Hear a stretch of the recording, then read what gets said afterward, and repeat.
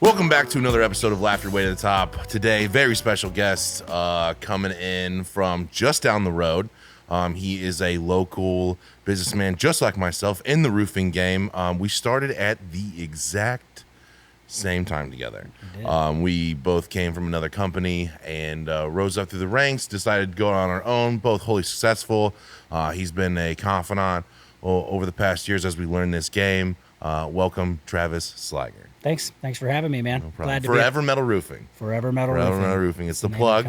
As we go through this, you guys can check out his Facebook, his website, all that good stuff. You're specializing in what now? Metal. In metal still? Yeah, mostly steel shingles has kind of been our niche. Been like the next big thing. That's just been where I've had kind of been able to find a path and have a bit of an advantage. You know how it is. Yeah, so. We haven't had no advantage in metal shingles. Well, maybe we could partner up and do some things. I have the prices for the Decra that we offer are just insane. I know that you dabbled in Decra for a little bit. You do like a Edco or Tilcor. Tilcor, and then we do a painted steel shingle. It's a company called Vic West up in Canada. Never heard of it. Yeah. Right. They're not bad. You must have found a niche because I couldn't just do it. I just was like, it's too much. I'm talking double what our normal things are for metal roofing, and I just couldn't do it anymore. We do probably 2 a year. It's for the people. What we're talking about is people that want to go metal, but they want to keep their look of like the cedar shake or the slate.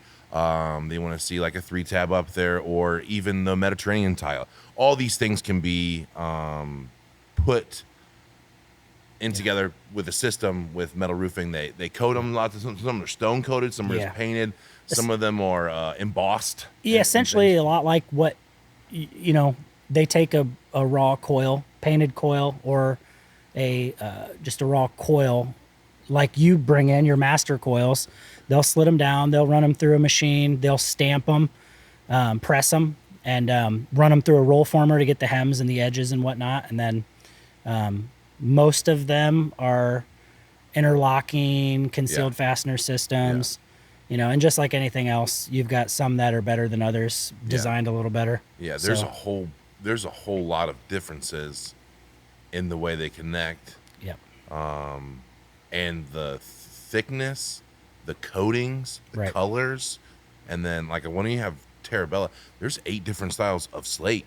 Yeah. Like it's a bunch. And it comes all the way from California, so it's not an entirely quick process. Yeah. They don't stack that stuff here like they used to. They used to have Terabella at Menards. Yeah. And then that went away. And then like it wasn't that easy to get. So like when we do a big order like that, my buddy Zach was working on a $120,000 roof the other day. It was like the Fresh Prince of Bel Air house. And I don't know, it's like 90 some odd squares.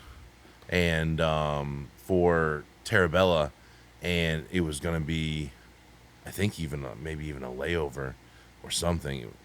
And we just couldn't get there. They're having it redone in cedar. It was cedar up there. Ooh. They're having it redone in cedar. It's 20 G's, and they have a coating that they'll put on the cedar, still making it look like cedar, but waterproofing it. And I don't know. They're not replacing anything. You would think so. But I've never even heard that was a possibility. I've heard the painting on the metal, like, we've seen a lot of the Amish and stuff do, but I've never heard them coming out with cedar shake and having a coating system on there. But did you ever hear about the shingle rejuvenation people? Did you ever get into that? Yeah, actually, I have a trailer set up for it. Oh, very cool. Yeah, so I did it a little bit. Can you tell us a little bit about that? Because I only had a brief introduction to that, and I forget what the company name was. Well, they've got Roof Max. Yes. Roof Max is that was the one that was seeded and funded by Kevin Ferguson, the guy on Shark Tank. Mm-hmm. And there's been other competitors to them, and they've really been aggressive at trying to shut those competitors down. Successful with some, unsuccessful with others. But basically what you've got is there's a natural, they were looking for a product that would rejuvenate asphalt roads. Okay. You know, governments were looking, they were funding projects to try to figure out how can we prolong the life of the asphalt pavement and Makes whatnot. sense. And so one of the scientists that was working on it figured out that he could pull a polymer called methyl ester out of recycled soybean cooking oil. Okay. And it was adding the oil, because basically when an asphalt pavement or asphalt shingle even starts to fail, it becomes brittle, and it's because the oil is drying out of it. Okay. So all it was doing was it was adding some of that not oil penetrating back. it and- Yeah, it was and adding- penetrating in. It was soaking into the asphalt, and it was giving it that pliability again.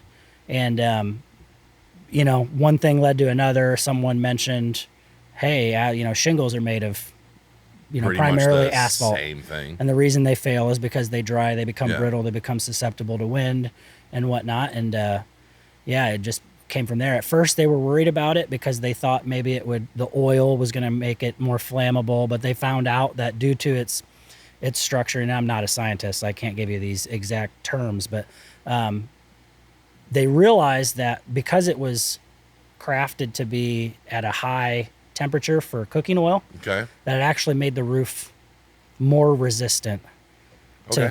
to become it was that more was a big flame concern with resistant. people, like, it was when a they were big doing it? concern when it became something to get on the roof. And it's nice. It's I try to give people realistic expectations, homeowners, Yeah. because It's they not a see, fix-all. you get 5 years out of it, and it's a fraction of the cost of an asphalt shingle replacement. What's the kind of like the fraction? Is it 10, 20, 30%? It's about 15 to 20% cheaper. I mean, it's about 15 to 20% the cost of an asphalt shingle. So if you were going to go replace your roof, and might be something to look into, Travis and his company can help you out. Yeah, With that stuff. We don't mess with shingles at all. But if you're interested in that kind of stuff, go check out his Facebook, forevermillerroofing.com. I think that's your website, right? Mm-hmm. And there's probably some more information on there. Reach out to him if you're thinking about doing the rejuvenation on there. What's the system that you use called? Is it Roof Max or? No, it's not Roof Max. What do It's, you- So it's basically, I just buy it from Cargill. Really? Yeah, you just buy it from Cargill. It's a soy methyl ester. It's a concentrate. You get it in an IBC 300, 250, 300 gallon tote, and you have to dilute it down with Okay. water. That's it. I just have a trailer. I will dilute it down. I'll transfer it into the tank, and then I'll put water into the tank and a measuring glass. Is the process still cleaning off the roof first, or is it just a direct coat on top? Nothing. Depends. Nothing too involved. I take a leaf blower. Yeah. As long as if there's leaves and some debris on the roof, I blow it off. Yeah. And then we get to spray in the roof, and that's it. It Nice. soaks in it. The first time I did it, it was crazy because you're skeptical of everything at first, but yeah, it was nice. I mean, it's give or Nice take. little Some value people, add for someone that doesn't actually have the capital Yeah. to go in there, but may want to live in their house for a couple more years Yep. before, like we talked about, Yep. the roofing market, the housing market will eventually come back around. Right now, Yeah, I think prices so. astronomical, interest rates astronomical. everyone's afraid. But but if you could spend a fraction of the price, stay in your home, Yep. get a comfortable 5 more years out of your roof, maybe more. That might be the way to go for some people. And I think people, and I still try to push metal and a roof replacement as much as possible, because you still got to qualify for stuff like that. So like, what I mean by that is, if you're missing a bunch of shingles Yeah. and your roof's leaking, this is not some No. magic juice that's going to No. come, we're going to come spray on your roof and it's going to fix it. All it's going to do is add pliability to your shingles for 5 years. Yeah. That's it. Yeah. So I mean, it's a little bit more water resistance, but there's a lot of misinformation, I think, and there's a lot of, just like this industry in many ways, there's a lot of contractors who offer that stuff that maybe mislead. They're either they don't fully understand their own product. I think that's where when I was exposed to it and I Yeah. was asking a bunch of questions about it, and it was an Amish crew. Sure. And they were just like, yeah, it's fine. The company warranties it. I don't care if it doesn't work or whatever like that. It's an easy 2-3 grand a roof, and I get 80% of that, and I have to Yep. give the rest of the stuff. And Margins are margins are phenomenal. good on it. I mean, Very if he was doing it, phenomenal, the owner of the company was doing it Yeah. himself, so there Yeah. must have been good margins. Well, that's what I did. Yeah. I didn't want to send guys out working on it, and we have no idea how to do it. I wanted to do it myself, figure it out, understand it. Then I can tell somebody exactly how I wanted it done, or just decide whether or not it was something that we really wanted to even push. I don't really make it.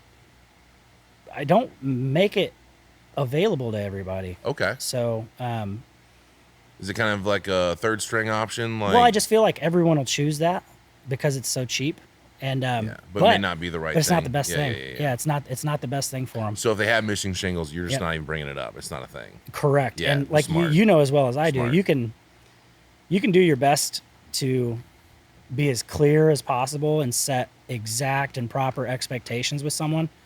But when they hear the 5 years, they hear 5 years Let's go. and they think 5 years there's Guaranteed. nothing that's going to happen to this thing, and it's Guaranteed. your fault if it does. Yeah. So I try to limit as much risk as possible there. Cool. Yeah. And so, are you doing any shingle replacements? Yeah, we'll do some shingle replacements, but then again too, That was why I know what you're gonna say. Like Yeah. that's why I always never got into it, because I feel like once they go, hey, it's gonna be 20 grand for my metal roofing system, or $13,000 to $15,000 People are gonna for go with shingles, they're always gonna go. They're like, hey, I'm not gonna live here for 15 plus years, so I don't need metal to last me Yeah. 50 years. Okay, well, I mean, my biggest thing is, because you've been trained the same way and you understand shingle warranties. Shingle warranties are as gimmicky as anything out there. They'll say 20, 30, 40 lifetime, yeah. and a customer will say, yeah, well, that was a 40-year shingle. And you got to remind them, Ron, how many fucking shingles do you know that have been 40 years old? Yeah. It's like you can't find me one roof that's shingle that's 40 years old. It's like they're gimmicky. They're littered with exclusionary language throughout them that are going to keep you from getting covered. One statistic that I heard, I don't know how accurate it is, but I heard it from somebody. They said that less than 1% of all asphalt shingle warranty claims get paid. ooh, So, that's interesting fact. yeah. So, It sounds right because of the amount of people that we deal with. yeah. Even through like storm stuff and what have you, when we can't help them, they have Yep. to get a replacement for shingles, and they go, we just put this on so many years ago, Yep. and they'll give them like $700, $1,300 to the price of a couple bundles of shingles, Yep. and no labor and no nothing. I'm like, hey man, like They're at least, paying for the nails. Yeah. at least it was cheap, bro. Yeah. I mean, like, what are you gonna do? Yep, but they hear 20-year. We hear it. Every customer that Every you talk to, they're like, yeah, it's a Every 20-year customer shingle. we can't sell would be like Yeah. that. Got the Amish guy down the road. He's Yep. got the hookup on Malarkey or GAF or Pink Panther, whatever the fucking Owens things Corning. are. Owens Corning and all those people, and like that's who we're going with because they're a big name. Yeah, They're they hear big big name, they think Coca-Cola. Yeah, and they're just more comfortable with that. So like, we just don't. That's not our market for those people. The other people that understand Yep. what it is when they do that sort of stuff. There's no So, problems. In I offer the shingle replacements and we'll do them. But I think there's times where I can come off as like a negative Nancy or whatever you would call it, where when I speak to the homeowner and I explain things to him, even the shingles that I offer, I let them know like, hey, I'm just going to let you know, I believe in metal. Yeah. I want it. Most cases, metal's going to be the best thing for you in terms of long-term ROI. It's going to be the best for your family if you're looking to make a decision for your family. Your asphalt shingles are gimmicky. Here's the warranties. I can read some for you, but it's a commodity. Yeah. It's something that me could go to Menards, buy it, put it on our roof. There's nothing special about it. And each year they get made cheaper and cheaper and cheaper because they've got, they're publicly traded companies. They've got shareholders. They need to make profit. And they sell warranties. They're not in the business of selling roof systems that last. They're in the business of selling warranties. And a preferred contractor is almost worth absolutely so nothing. that's a scam. So it's almost not it's worth 100% a nothing. scam. So the preferred I am a preferred contractor with cool. GAF. Yeah. So but it's 100% scam. So basically what they have is in their warranties, they'll state, a preferred contractor will show up to your house. Could be anybody that's offered, platinum preferred with Owens Corning or, whatever it is with GAF that we are. I can't even remember. Basically, it's like Master Whatever, Elite, yeah. Master Elite with That's what it GAF. is, that's what it is. And they'll come in and they'll say, hey, we're Master Elite with GAF or whatever with Owens Corning. That means we're the 2% of the contractors in this market, and we're able to offer you extended workmanship warranties from the contractor that otherwise other contractors that are not qualified cannot offer you. Basically what these are is these are 10, 20, 25-year workmanship warranties that are backed by the manufacturer. Yeah. Workmanship Yes. warranties. Not. Workmanship means I screwed it up. I didn't put I high nailed a shingle. I didn't, cut my valleys correctly. Your roof's leaking, and it has nothing to do with the product. It has everything to do with the way that I installed it. Yeah. They'll cover it for 25 years. They also charge an extra $300, $400, $500, $600, depending on the size of your roof, for that warranty. Well, all workmanship related issues happen within the first year, 2 years max. In those warranties, they have exclusionary language that states if any workmanship issues are found within the first 2 years, that the workmanship liability falls on the contractor. So you've paid for a warranty, and there's a 100% chance you're never going to actually The use lucky it. They'll have thing to pay is, for it. and why I had Travis on, when there's a lot of people that, hopefully eventually get on, but, Travis will go above and beyond for his people, just like I've been known to. If you are going to choose a contractor and stuff, just make sure they've been around for a while, make sure they have a big following, make sure they have a real company, not just an address, a house address or something like that. All these things can protect you when there's some infrastructure to go after. If these are mom and pop places that can go in and out overnight, you have less of a chance to get the workmanship covered after those first couple years. And just like me, we've gone to houses 3 years out and had to go fix stuff. When I know that we come from a place that would never go back out. Gosh, yeah, they wouldn't even answer the phone. When me and Travis started, we started at a really low rent roofing place, and they would never go do that. And just like that, went out overnight, pretty much as soon as we left. And then so me and Travis had at least a good blueprint on if we were to do it, how to do it right. Because we saw the wrong things, and I think that's pretty much why me and him have been in the game for the last 6, 7+ years.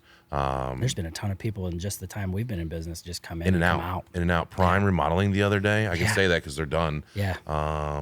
There's some other people on the cusp that we can't talk about on the podcast. So Travis, we have similar but different ways of going about getting the clients. Historically, I've always just done canvassing, which is door to door. We've had a bunch of the guys on from my door-to-door team on here talking about their experiences going door to door.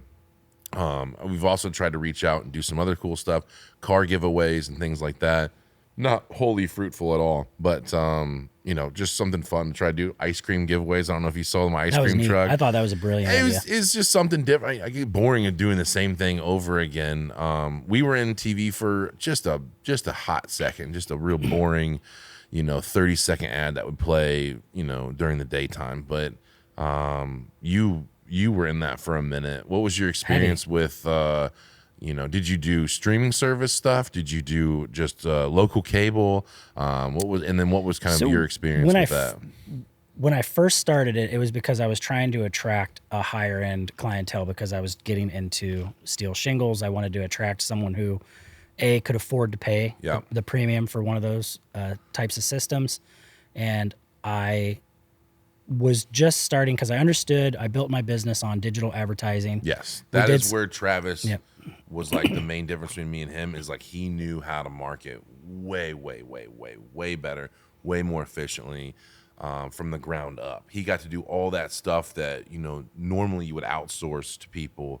Travis could do all that stuff in-house, set up websites, set up landing pages, figure out the algorithms. Yeah, run the ads, test the ads. He was doing videos for a long time where you would dip on the roof. And I really should be doing more. But you should. I was going to bring that up later. I was like, man, I kind of miss when you were doing that, kind of the Adam Sand stuff. I've become very paranoid that I've had so many people just take something that I've done and just copy and paste it that I become paranoid. I wish we could name all the companies in here, but I've seen where some of that stuff was very eerily similar to that kind of stuff. Yeah, same. I mean, it'd be the same ad days after I ran that ad. But it was good. It was good info. That's why they stole it. It was good info. You were going. It's working. He would go up on roofs and talk about skylights, certain flashing, and what was going on this roof, and the algae builds up, and where the weak points of the roof, how flimsy the shingles were, and how old that roof was, and it was really good information that people got to see,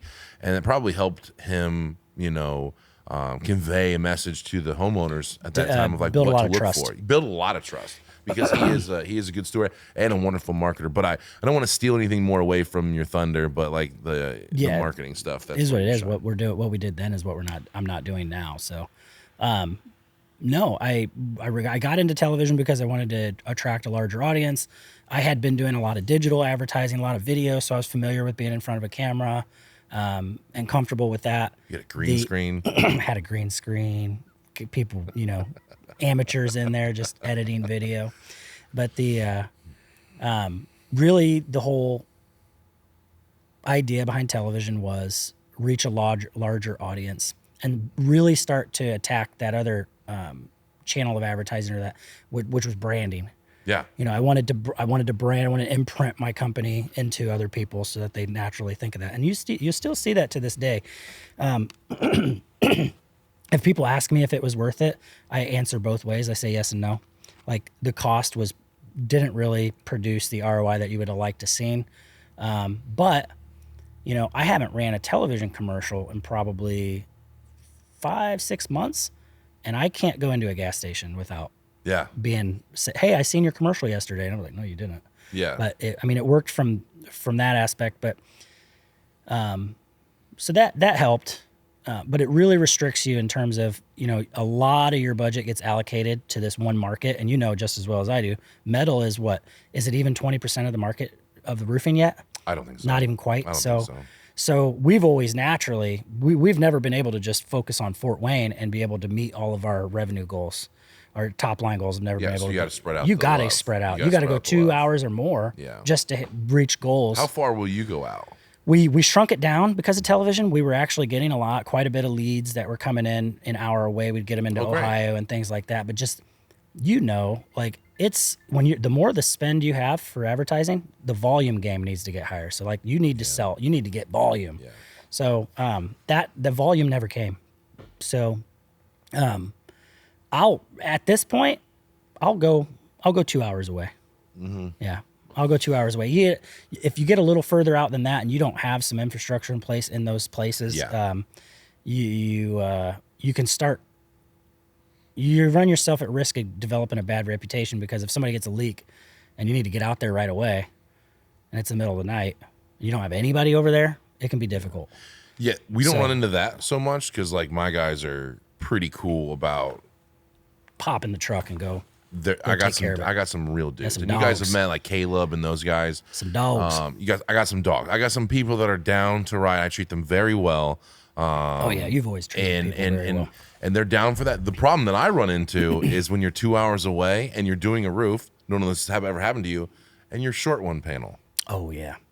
So now all my crew, I got 8 guys on a crew, and let's just say they're between $15 and $40 an hour. And I got 8 of them there. All of those guys got to come back. Yeah. And all those guys got to go back to put on one panel. And that's 4 hours of drive time. 4 hours of drive time purely. That's not including gas station. That's not including lunch trips and all that other stuff. And you lose a lot to the bottom line for having to do that. And there's no way. I can't send 13 extra panels to every single job. We do one panel of the longest length of every size. So if I have 18-foot panels, I'll have one more 18-foot panel. Yeah, you take one more of the longest panel. And that gets us by most of the time, but that doesn't account for if there's wind. If they damage it, because the wind, a lot of these times when they toss panels up on the roof and it's real windy out, these panels will snap, Yeah, they'll bend. They're not fastened, and anything like that gets a kink in it, and then it's no good. And we got to go do that. And it's not, that's been the hardest part for me. And it's really hard to when that happens, but there's so much work out 2 hours away. I mean, South Bend is so good to me. Goshen, so good to me. Me and you, let's dominate that area and steal shingles. Yeah, I mean, I would love to push it if I don't have to do anything. I'll find you I'll push them, but I don't want to do it anymore because the Well, I overwork my installers as it is now. Maybe if I have extra stuff, I've got it down. I'm 3 months out as it stands. I've got it down. But that's good to hear because that's been such a particular installation. Hey, you never know, man. I maybe get into distribution. Carmel, Indiana. Sure. All the way to almost Dayton. And that's pretty much the circle. We won't go into Michigan. We service all the way to the top and then all the way over. Kokomo, that kind of stuff. I have a license in Michigan. Yeah. And I won't go to Michigan anymore. And can you tell us why? Because I've told them in the past, I believe it's because there's so much more There's too much red tape. The government. I've said that, but not that we can confirm that now, Travis, because I've never played in Michigan or anything like that. Oh, dude, it's not worth it. I tell my people all the time, I feel so bad for the homeowners in Michigan. Their government, they put so much red tape in place that they make it impossible for there to be a market that's competitive. So what you have is these a fraction of the amount of contractors at the level of someone like you or I, and they know that, so they charge double, triple the prices. Really? It's crazy up there. You go up there and you think, oh wow, this is permits and stuff or what? No. So I'll tell you the first interaction I ever had with Michigan government. We went up there, we sold a metal roof. And it had to be tore off. It was 2 layers. It was in real shitty shape. We had to tear it off. So we had to go get a permit. And we went to the county to get the permit. And they didn't have it on their website or anything. They told my guy, they said, hey, you can't pull the permit here. You have to go to Lansing to pull the permit. This was in Sturgis. Yep. You have to go to Lansing to pull this permit. And because they don't have their own city county buildings. Whoa. Like, what do you mean we got to go to Lansing to pull this permit?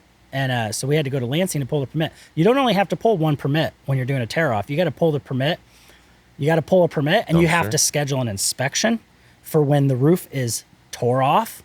And you have to wait for the inspector. While the roof is tore off, open, you have to schedule for the inspector to come out. The inspector's got to come down, see this.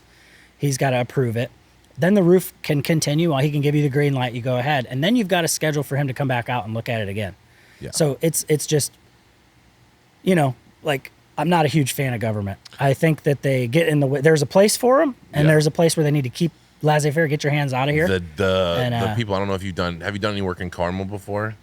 I've never been down there. Okay. So, like, they're uppity. Oh, I'm sure. In the best way. Congratulations, you live in Carmel. You've done well. Yeah, shout out to Carmel. But they have a 3-day permit. Is all you have for a dumpster. Holy so cow. if you don't get it done, and I don't know if like you, I have my stuff done the day before it dropped off. So when we show up at you're trying 6 to have a.m., your crew wants to show up early.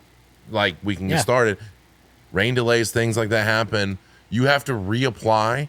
The city has to get a hold of the street. You have to circle on the map where you're going to have the dumpster. It has to be within the confines. They come out and set up cones where the dumpster can go. So you got to rely on them to do it. Correct. Yeah. And if it's not in the same place, ticket, more red tape. Ticket. And I'm sure the ticket fines increase each time. It's nuts. Yeah. It's nuts. It is really weird. And it's the only place. Like, we go Ohio and we go all over and all these little small dainty towns that are great. It's almost like you have to have a special set of processes for doing roofs in Carmel. Yeah. And it's separate from everything else that you do. That Geist Carmel area is just nuts with that stuff. But it's a little bit more work for the girls in the office. But I mean, when we like, it's one of those things you just have to find out, Yeah, you're going to screw up and find out. And I just thought some cowboy's going to show up. We have one dumpster company and we text him. He's awesome. If you don't have a dumpster guy, my cousin owns a dumpster company in Indianapolis. We text him, put it here. Yeah. Cool. He'll figure it out. He never messes up anyone's yard, anything like that. We don't have to worry about it. But with these people, you have to be on the list. They have to be bonded and insured. Dumpster people or something like that. They come and inspect the roads, make sure you didn't do any damage afterwards and stuff. It's crazy. It's nuts. And they don't understand that this is a demolition project. It's a demolition project. Yeah. Do you have an Equipter? I do not. I rent the Equipter. I like the Equipter. I've been thinking about buying one for a while now. I bit the bullet. I think I spent upwards of $40K. Hell, even if you're not tearing off all the time, it's nice to just get the equipment up there. Especially you do soffit and fascia too. Use the Equipter to get yourself up to the top. Yeah, it's nice. Never thought about that. So, But yeah, we have an equipter. That makes it a little bit easier. But then an upkeep on equipter. These guys are rolling over the nails and doing all that kind of stuff. There's no way to do anything like that. you get the customer And mad like that they you went drive, into the yard. you drive like a medium range Dodge that won't pull an equipter. I drive F-150, won't pull an No, equipter. you gotta have You gotta have at least a 250 diesel or something like that to pull something like that. Yep. So I've switched over all my stuff to box trucks with a like 450, 550 box and then a hitch on the back, which is sense. a unit, but it's all encompassing. Look at what you're able to get in that. You can get everything in one trip. Yes. And if you're doing gutters, you got your gutter machine inside of the truck. You've got Yeah. your brake inside of the truck. We've actually slowed down quite a bit in gutters. We only have one gutter crew now. We were running 2 for the last 2 years. I'd love to just tell people, find your own gutter guy. But they, you know how it is, man. People want one Because you have a company. gutter setup too?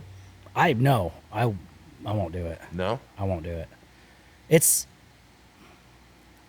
just for me. I've struggled to find guys that want to work under my company as like a W-2 Yeah. and do the gutters. It's just, I feel like it's a constant. You're constantly recruiting, training, hiring, training, making proficient at the skill and the trade, and then as soon as they do, they start their own company. So, for me, and two, there's a lot to be said about, I call it jotes versus goats. Jack of all trades versus the guy that does this trade and he does it every single time and he's the greatest at it. That's what I want to be. I want to be. I want to focus. The more I can focus on the roofing side of things, I tell the customer, the more you allow me to focus on that, the better chance you have of lowering your risk of making a bad decision. Yeah. So I'm going to do whatever I can because we become general contractors at that point. When you're managing a bunch of different trades, you're a GC. You're a jack of all trades. Yeah. With our windows, soffit fascia gutters, roofing. We killed off solar. I was looking into it too. What a nightmare. We've talked about, I won't berate the podcast people again with that, but absolutely terrible to go to solar. Again, anybody watching this that would I'll entertain a teleconference, anything that they can tell me in Indiana, okay, It's not not gonna make Ohio, sense. which still has net metering and things like that. Anywhere in Indiana, you can tell me where your solar setup is making you money, or at least going to break even before 20 years. I would love to talk to you. Yeah. I would love to talk to you because I've run the numbers. Me too. We couldn't make sense of it. None. I wrap my fucking trucks with solar on it, and Nonsense. we're just we didn't even get a call. I'll tell you this one. I was getting tons of calls. That was the opposite problem I had. I had people begging me. Yeah, we don't do it. Please do solar. Please do solar. We got almost 2,000 plus roofs now done. Yeah. And people are begging me, because they already have a lifetime roof. It would make sense if all of the advertisements would be true. It would make sense for our customers to get solar because they're never going to have to change an asphalt roof or anything like that. That was another big problem too. Is you seen the Pink Energy or whoever it was that came in at the time? They're gone. Yeah, they gone. They gone. But they were putting up bunch of systems on asphalt shingles, and it was like I drive by and I'm like, did they? I bet you when they were breaking out the ROI, they didn't bring up the fact that you got to take that off. Here's a real thing. Do a new roof, put it back on. 65% of all the systems they've done, 65% across the nation, and they've a lot don't work. Oh no. At all.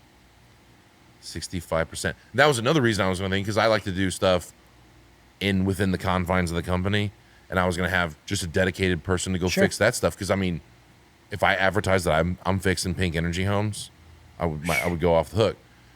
Now, so I had my guy study for the GC. I can see the top-down version of this. I had my guy study for the GC. You have to have a GC to do solar, which stupid. Why? Just get a roofing one. Easier than roofing.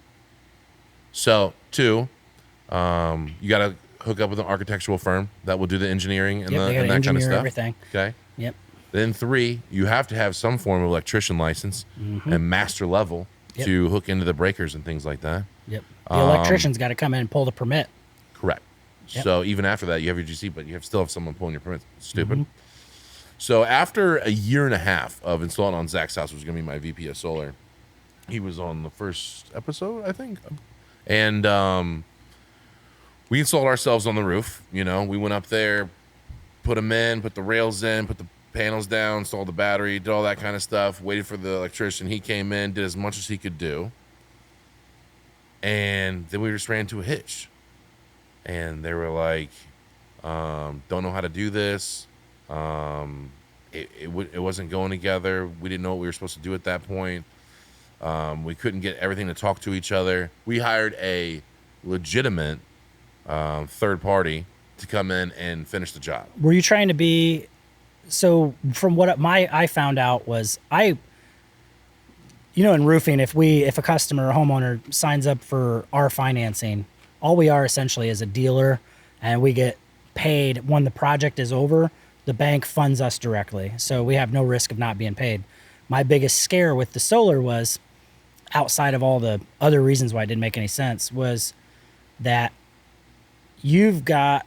We can't use the names. If you're you either have to get set up as what is it, an EPC or something? It was like a fulfillment company. Basically, it's a solar fulfillment company where you either need to carry the materials, install. Which wasn't a problem for us. Sure, but what I found out was all companies, because I talked to a consultant. I paid for some guy to talk to an hour, some guy big in the solar game, and he was basically like, look, you either need to be a marketing and sales company, and then you turn it over to an ERC or an EPC, can't remember what it's called. They redline it and give it to someone else. It's like this, it goes to these guys. Yeah. You sell it, boom, boom, boom, done, goes to these guys.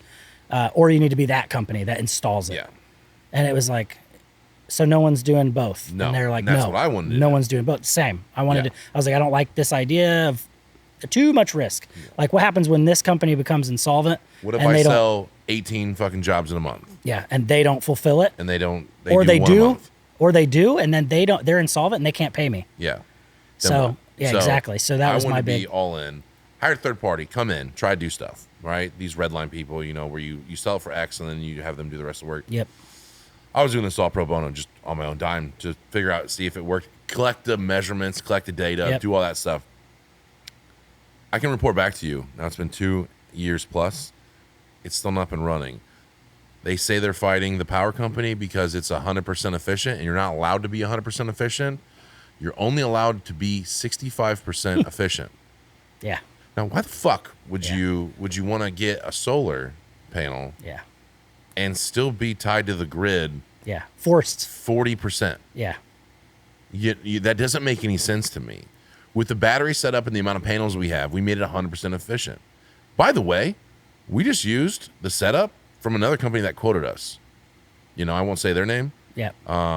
But we used the same, like, we're going to do this many panels at this efficiency, these grades, blah, blah.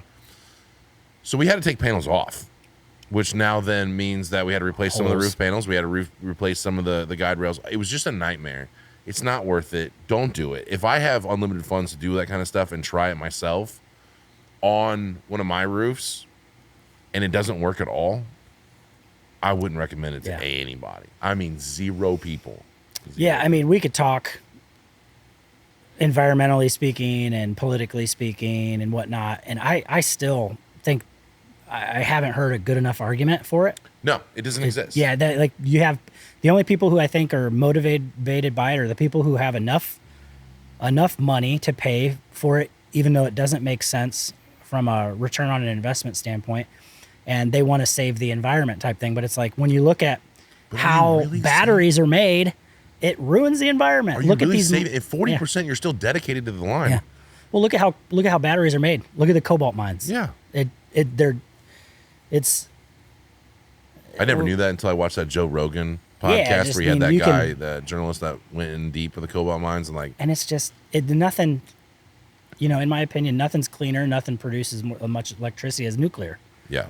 But you have a faction of people that try to say it's nuclear and it's dangerous. Look at these nuclear, disasters that we've had. There hasn't been much, to be honest with you.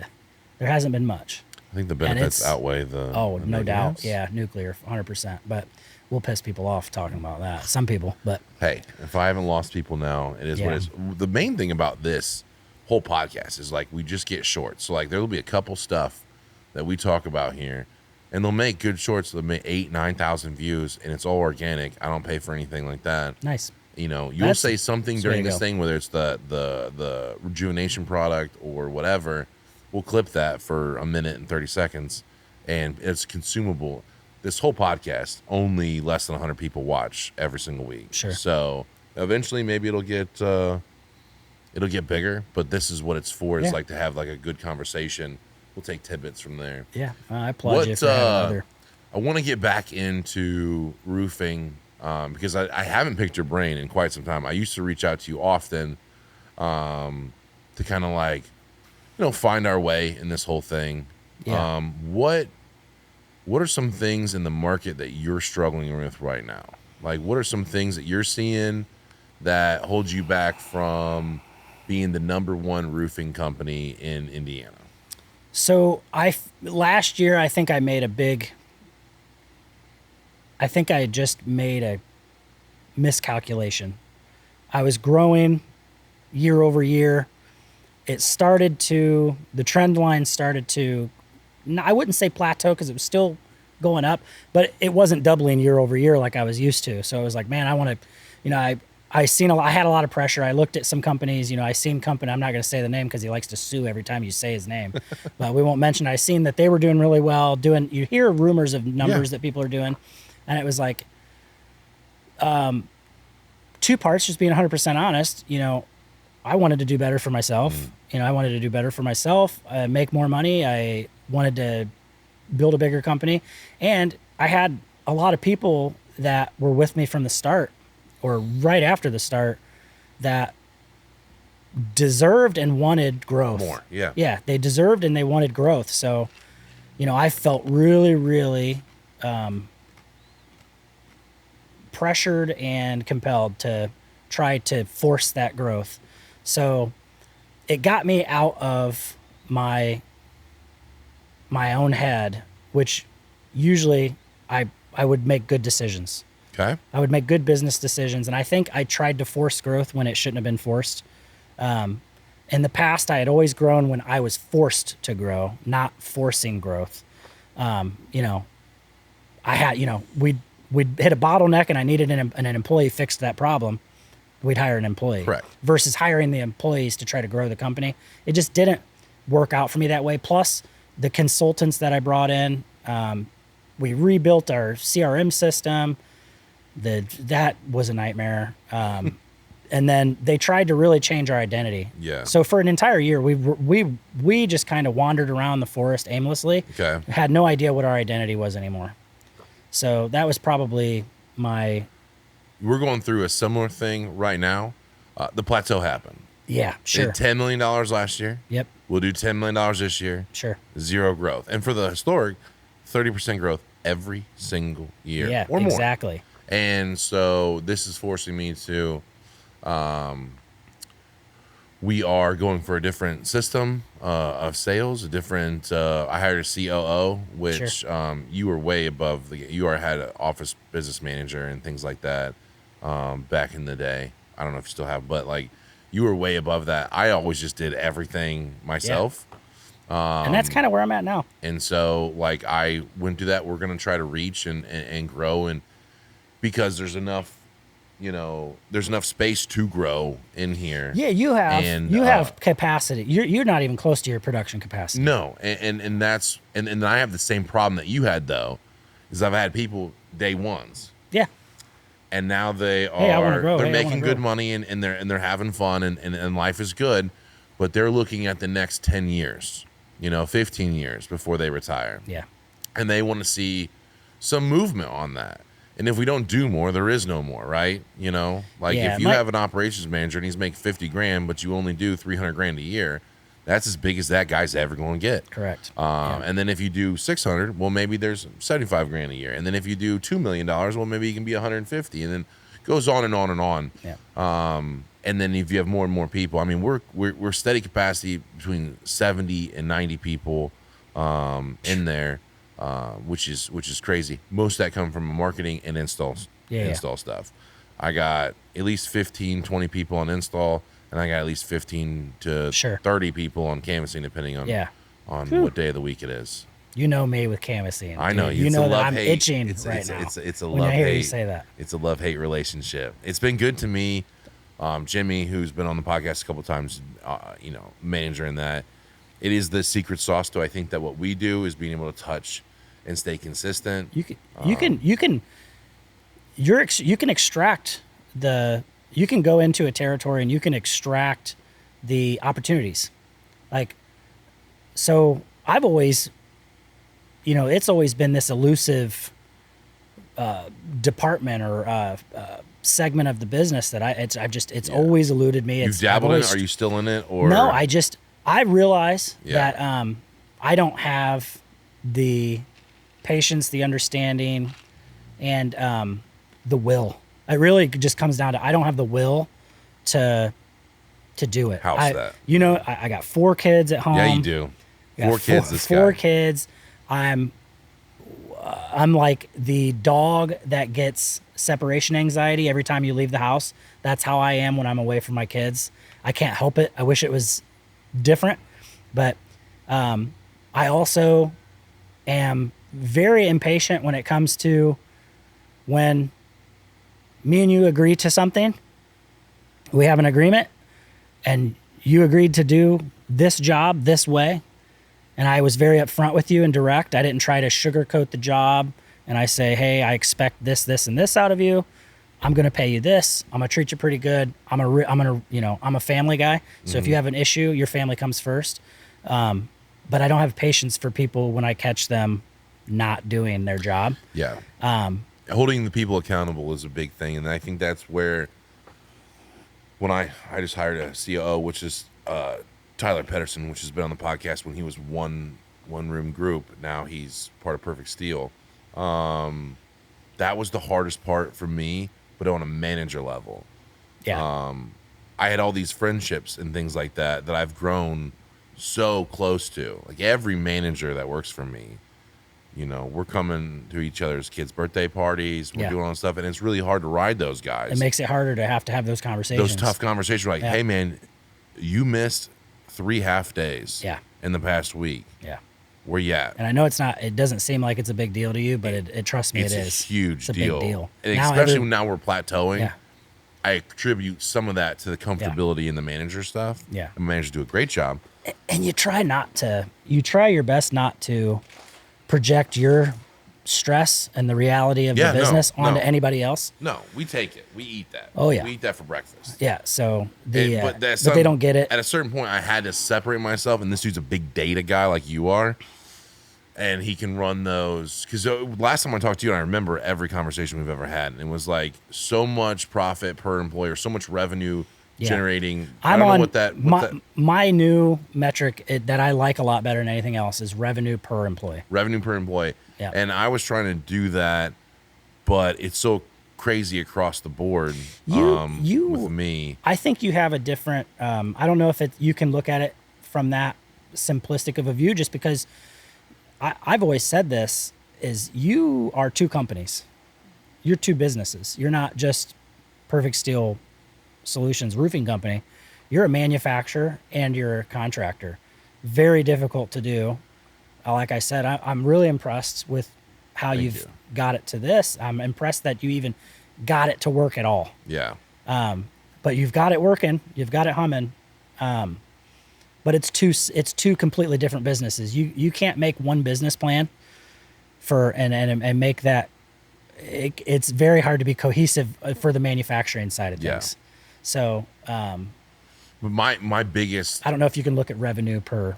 I don't know if that will work, but like the biggest thing when I have the across the board, all the stuff, the systems that talk to each other, the people that talk to each other, we found that it's better if you can be at this level, that because no one hates salespeople more than installers.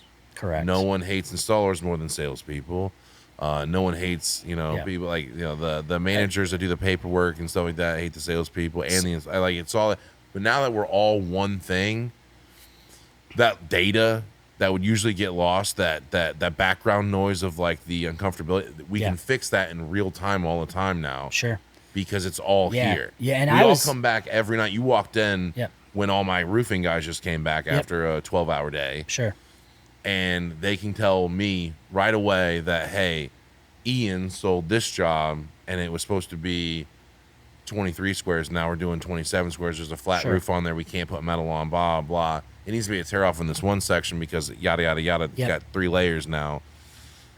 I like that part a lot better than when it was when I started. It was, please God, I hope they do a good job, Part of it was we were trained as salespeople.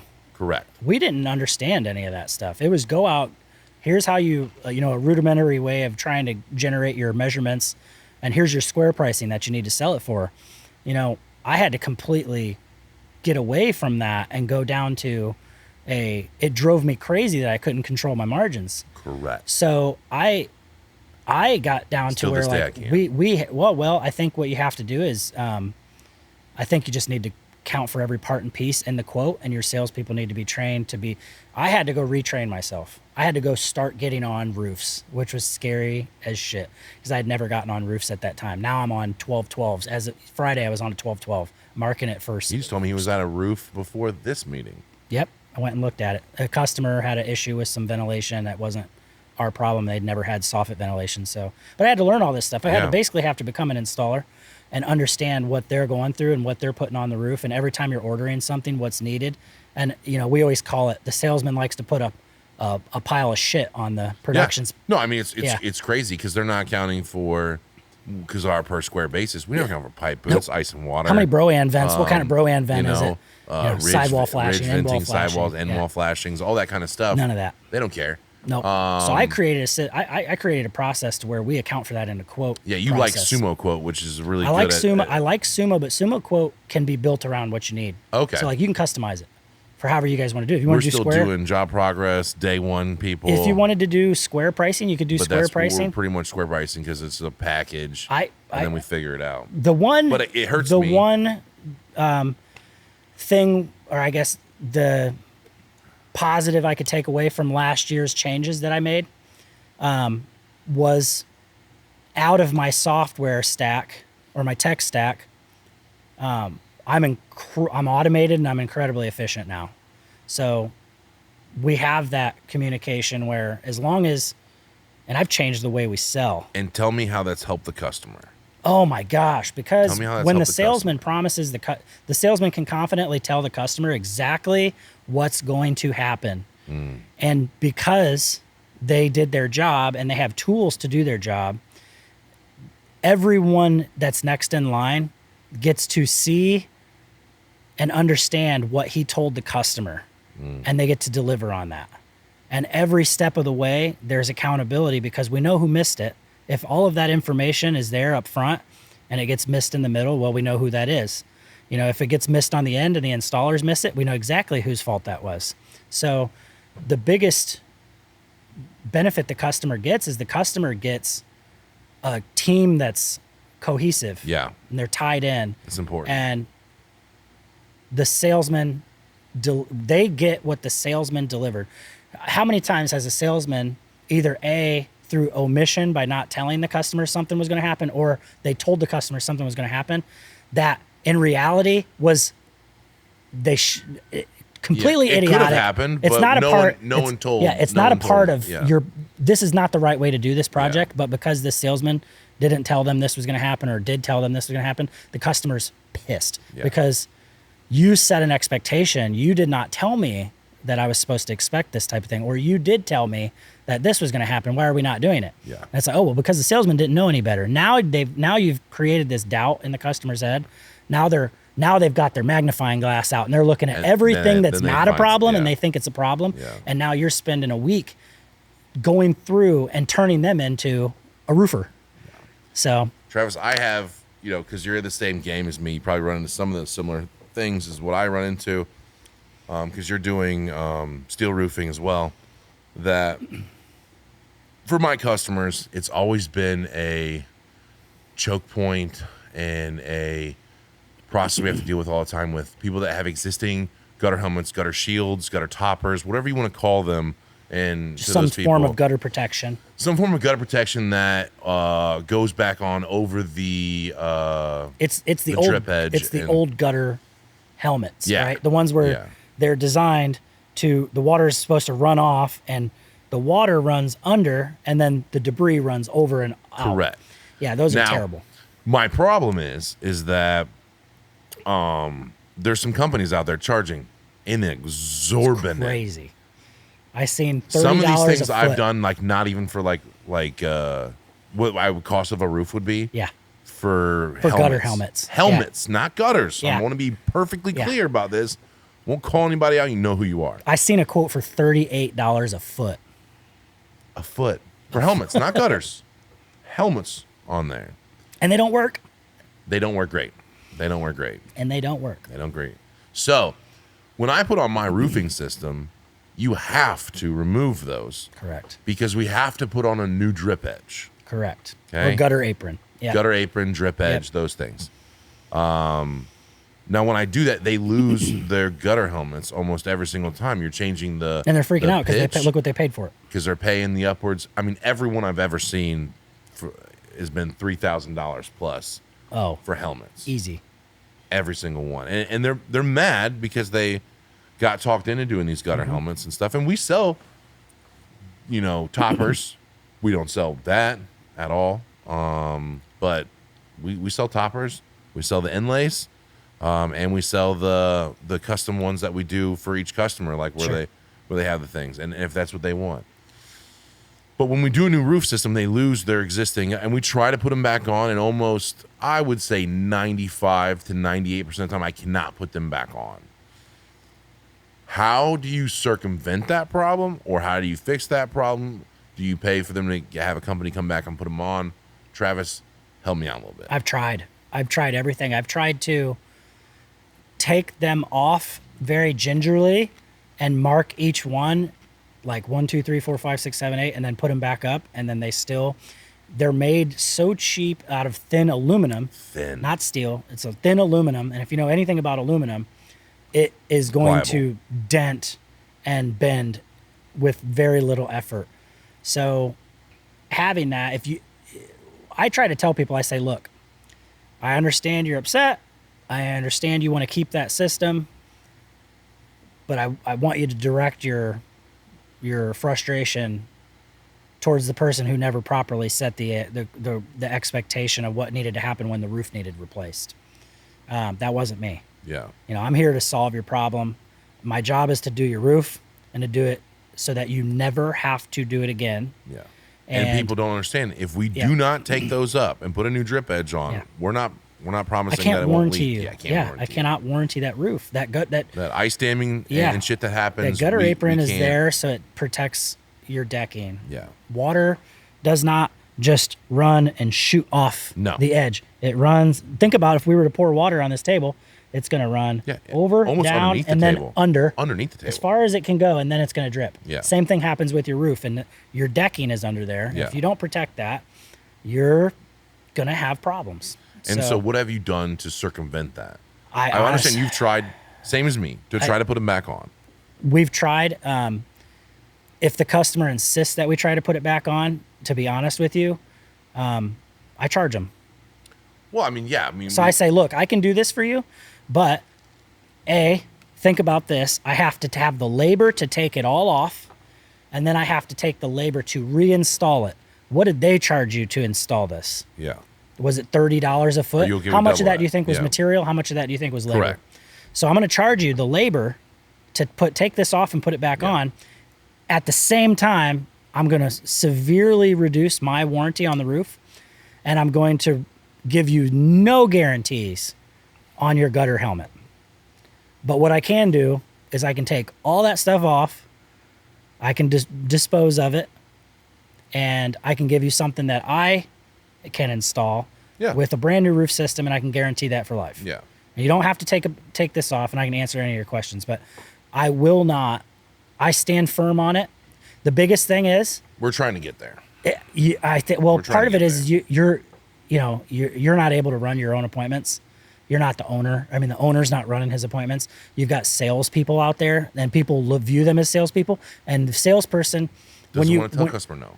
Yeah, they never want to tell the customer no. And no. when someone of authority tells the customer no, and I'm willing to walk away from this project because it means something different. Yeah, it's different. Yeah, it means different to the customer. I put a page in the contract wholly dedicated to that.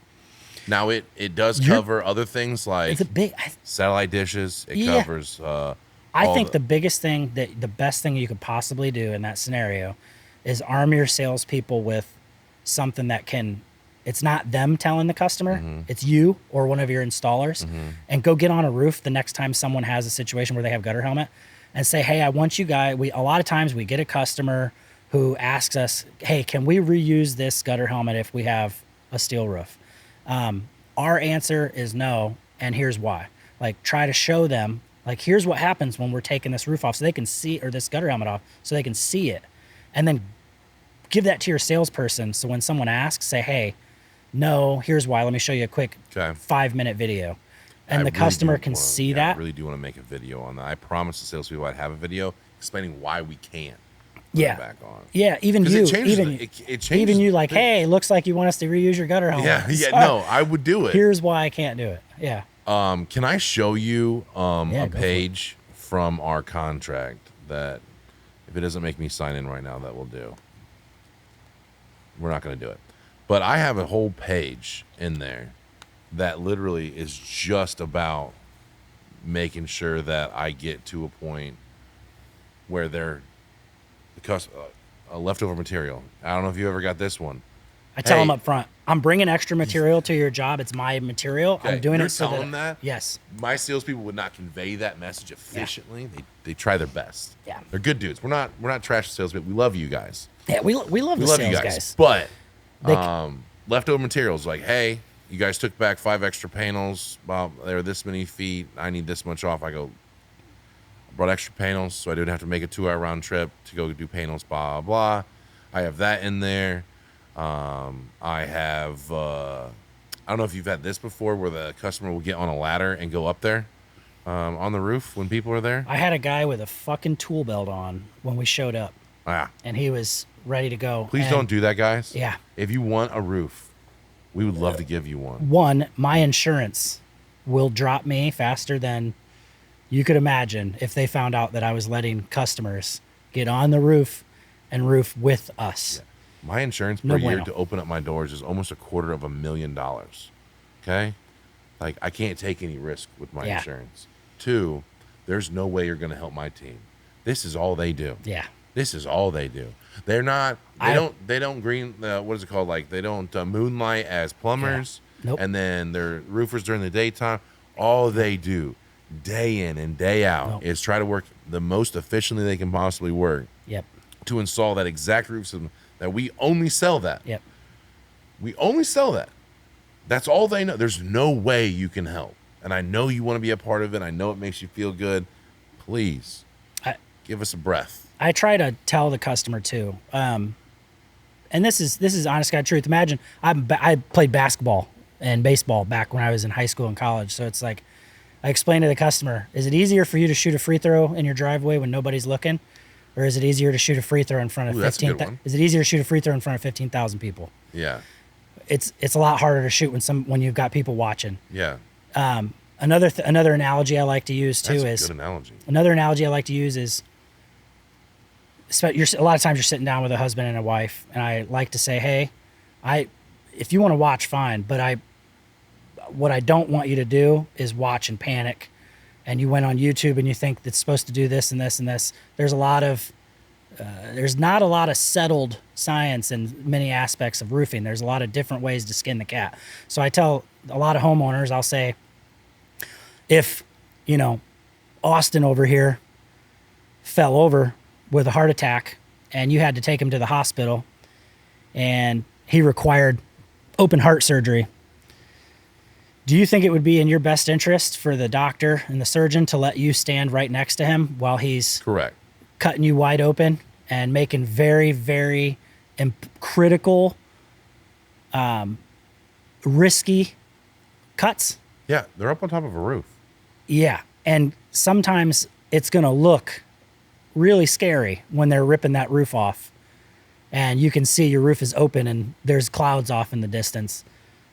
But sometimes it's best to just hang out inside and wait till it's done and get the good bill of health from the doctor. Sure. So a couple analogies I like to use for the customer, and it really does set the team up for success. And if something's not right and you chose a contractor that you can trust, that has a good reputation, when you're looking at reviews and stuff like that, don't just look at the reviews of the companies that have 5 stars only. Look at the company, go search for the 1 stars that they got and see how they responded to that. And, that's good. see if they took care of those. So I don't respond to my reviews. You don't? I've never done it, good and bad. You should. Just never gave them the time of day. I appreciate all the customers, both good and bad feedback. Well, I think outside of just responding just to the customer, there's benefit to it. Yeah, no, I can see how there'd be benefit to algorithmically, if that's a word. Oh, I like it. It sounds professional. And if anyone would know, it would be Travis Sliger. But I don't want to gain publicity either way. If you respond to all the good ones, you got to respond to the bad ones, and then each way it will draw. And that's cool. BBB I respond to. If I get a bad BBB review, I'll respond to it. But as Facebook, Google is concerned, I let them bitches ride. And that may not be like a good business decision, but it feels like I give everyone a voice. I don't hide anything. Sure. I don't hide reviews. I don't hide anything. I let people know, because people that have all 5-star reviews. I was gonna say Google don't There is no way. Google don't let you hide anything, and Yeah, even they if do. it's you can fight them. you can try. you can I've fight tried. 'em. I've not been successful. I've got I think 3 or 4 1-star reviews. If you have true ones, like people are like, There's the burgers are bad here. I was gonna say there's one of those. Yeah. And where we screwed something up, and we fixed it, and we've got a couple of them on there that are people that never contacted us, and you could tell that it's a competitor. Or just the ones I get, like, they gave me bad crypto advice or something like that. It's like some like crazy thing. I'm like, somebody from offshore. There you go. That was politically correct of you. Yeah. So at Forever Metal Roofing, how many people do you think that you're running right now?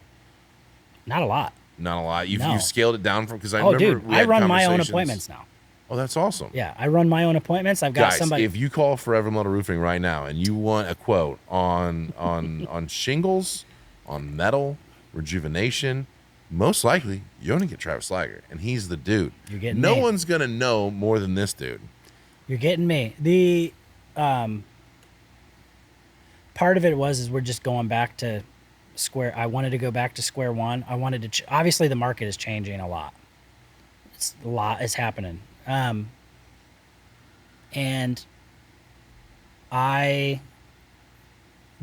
I'm going to make a change and I want to make sure it works. Yeah. I just want to make sure it works. And I want to understand, my biggest strength in, I guess, professional trade is my ability to communicate with the homeowner. Yep, that was never mine. You were always better as a salesperson than I was. It's just communication with the homeowner, talking to them, get a feel for them, understand what's the general trend, what's like it's shit, and you could just feel it shifting.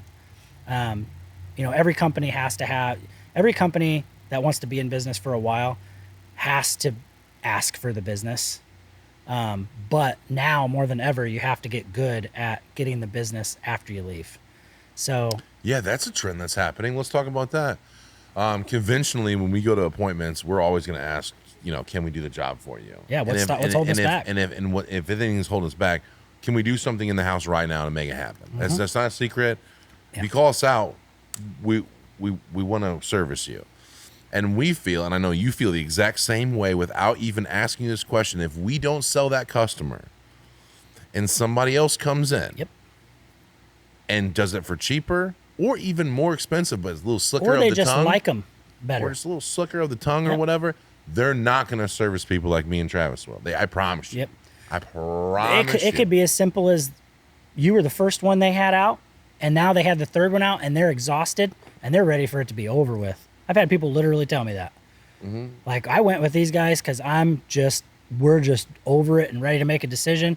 And I told them what your price was, and they said they'd beat it, and that's what we did. And I'm like, thanks. Yeah. So that is a big shift. Some of my guys that weren't wholly, let's say, efficient on close percentages and things like that, but they were really good at follow-ups. They would create a communication. And they've been coming up this year.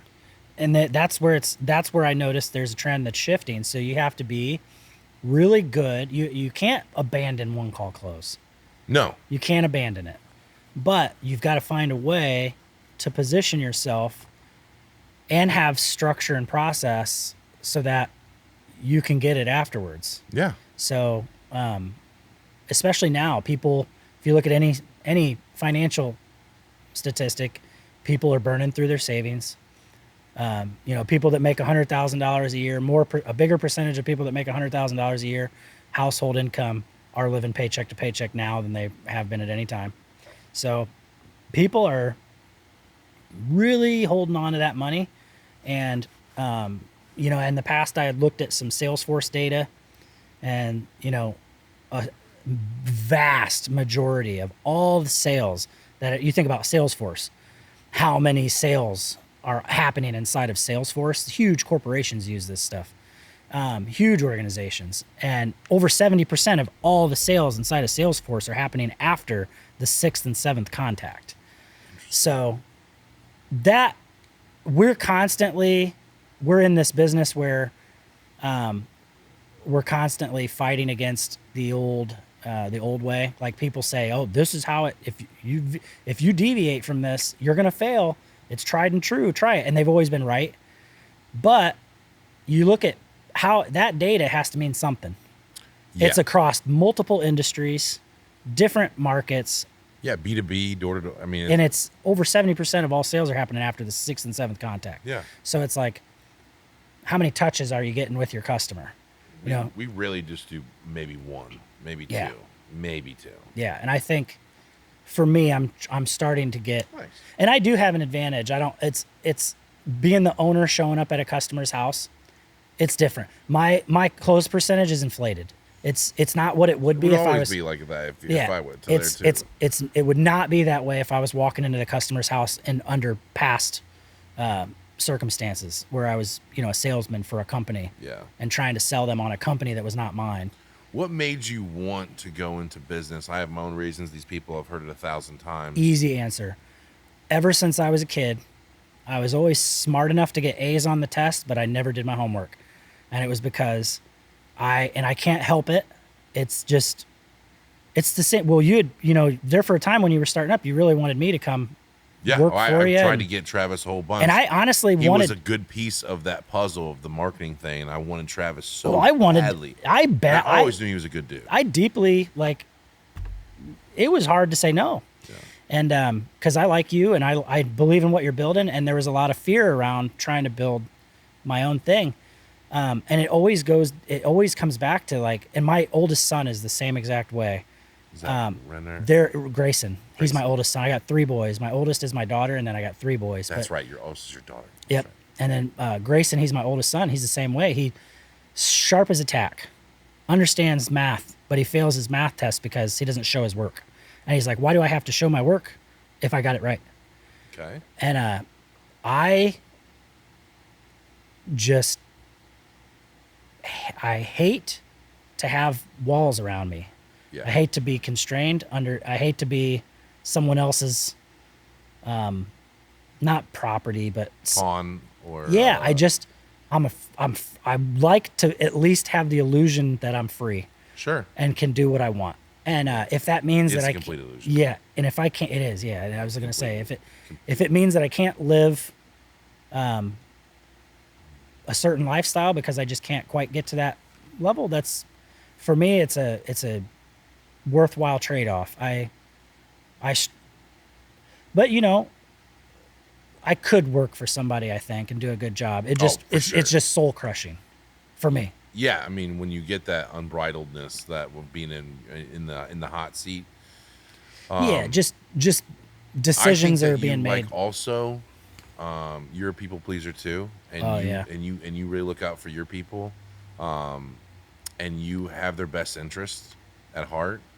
And when you know that if you would ever close up and go take the easy gig, there's people out there to pay you more money than you're probably making as a business owner to come Yeah. consult and do all that kind of stuff. I think I my get wa- those calls. I I think get my those calls, bro. I think my wife I get those has calls. been like, why don't you? There Yeah. was a couple times where my wife was like, why don't you just go work for Austin? And I was Yeah. like, Or stop. or travel. You know, like Yeah. you can go to all these Oh, sure. places and teach them what we've learned There's- over the past 6+ There's years. right now there's a big kick. People are trying to build the machine that makes the steel shingles that I Yeah. install, and they want me to consult on how Correct. how do you sell this? Yes. Can you teach us how to sell There's this? a thing. I'm like, well, I don't have exorbitant enough amount of money time to do that. You know. I don't have the time to consult. But again, then you Yeah. get yourself in a box, you know, where you're only doing this one thing. Yep, traveling, missing time with my kids, Correct. things like that. That's probably the biggest fear. The next biggest thing outside of the wanting to be. Because Travis, if Free? you haven't caught on yet, is a family man. Oh, I love my babies, but He's got a lot of them. yeah, that's it though. 4, I got snipped. Did you really? Yeah, Good the for you, bud. doctor come in. He's like, "Are you sure about this?" No, he came in the hospital. We're in the room that they put you in after you have the baby. I'm on Google searching for vasectomy clinics. I'm reading reviews, like how is it done? What type of process is it? I'm reading that. I've picked my vasectomy clinic. Happy Dad out of Huntington, by the way. Dude, I'm not kidding. That is the 6th time someone has mentioned that. So Like, easy. Easy. He tells you go get a cold beer, put it between your legs, things like that. Doesn't make it awkward. Price is fair. And you're done. So I landed on this guy. I'm scheduling my appointment, and the doctor comes in and he's talking to Jen, basic shit about getting a baby in a freaking car seat and all this other stuff that we've done a million times. A million. And he like looks over at me and gets loud and says, "Hey, you, this is important stuff. You might want to pay attention to this." So I was like put my phone on my chest and I was like, "Buddy, this is my 4th kid. You're not telling me anything I don't know. I'm scheduling my vasectomy right now." Let's go. Yeah. And it went right back to my phone. I'm not sure what to do because how old are you? 38. I'm 35 and I'm just not sure what I want. I got baby Roscoe and he's tight and I love spoiling him and all my money goes to him. But I'm just not sure. Just Life is a never-ending new problems to solve Yeah, and things yeah. like My- that. my grandpa- I would love to have some kind of legacy to Sure. leave and and things Roscoe's like that. gonna want, maybe Roscoe it might benefit him to have a sibling. I know that when I hear about like you have 4 kids, the last 2, it's probably skyrocketed in behavior and intelligence because they had the other 2 to look through. They learn Yeah. stuff crazy fast. Yeah, they learn fast. because they're watching. And there's not much difference to be honest with you, there's not a whole lot of difference between 2 and 4. Yeah, I mean, it's obviously you got a couple more mouths to feed, but the hardest time of a baby, you probably know this, is early. early Like when we're worthless, Yeah. pretty much. Yeah. We're like we had nothing besides patience and time. Yep. It's only when they get like to be Grayson and Renner's age where you can like, hey, dude, you want to go in the truck Yeah, we and go go to do some Comets stuff? games. Let's go do some stuff. We do stuff like that. I get in the tractor with baby Roscoe, and he's like, I'll drive. And I'm like, Yeah. let's go. Yeah, let's do it. Let's go. Yeah. I don't know, man. I mean, kids it's a big deal. So it's like whatever if you're struggling with it, I would say don't get a vasectomy yet. I mean, yeah, you could reverse it, but to me, kids are awesome. So, and my grandfather always told me, because I didn't have my first kid until I was 27 years old. And I was terrified because my mom and dad were divorced and they had remarried 3 times. Yeah. So I was terrified of having kids and dealing with, craziness. So, but I had my first kid and I remember my grandfather, he passed, but he had mentioned, when you're going to give me more grandbabies? And I'm like, Yeah. I don't know if I'm ready. He said, if you wait till you're ready, you're never going to have them. Correct. So, and it always turns out okay. And you have a lovely woman at home holding Yeah, down. super supportive, doesn't nag. She's great. she's a She's unicorn. I always tell people they don't make them like her no more. No, she seems awesome. Even Yeah. from afar. She's great. Facebook. I've actually never met her in person. You can get tired of anybody, but she does we do a good job. I don't of think not, he gets tired of her. Yeah, we do a good He job has of not not conveyed that to me, at least.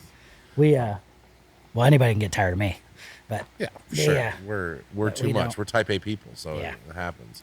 Yeah. Do you have any- Did you ever do your disc assessment? You ever see what Nope, type? I don't do those. I hate those. That was one of the worst things I did. Bro, so you did that in your I company? did it. It was terrible. Dude, I can't.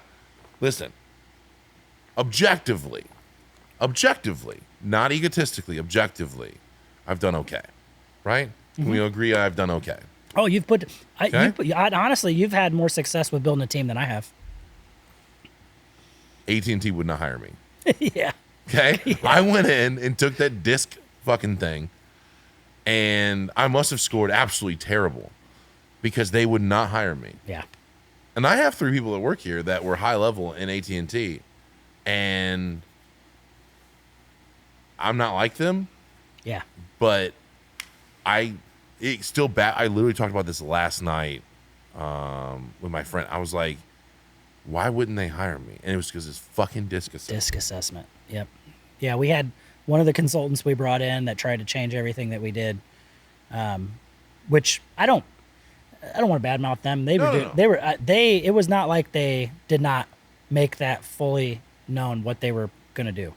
I just thought that was best. So it was my fault. I'm starting one January 1st. Yeah, it was just my fault. Yeah. So I it's our job to make calculated decisions, and I made one, and it was not the best for my company. So it is what it is. But they really pushed the disc thing, and that would be one of the biggest regrets is it started to make me look at people that I've had for a long time differently. Interesting. And it wasn't fair, I don't think. We were already good enough at judging people at this point that we didn't need that stuff. Yep. We still make mistakes all the time. Yep. But I don't think that is risk averse from doing the disc thing and it like solves all those problems. Yeah, it was a real I look at it like I was doing things the right way, obviously.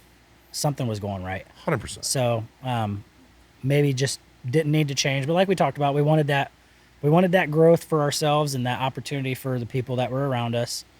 And but yeah, I will never consider disc No. for growing my company. And One, because you don't know how people are going to grow the position. a smart enough person's capable of taking that test and knowing what it's up to and answering You that would question. think. Must have failed though. You know, You were probably just being honest.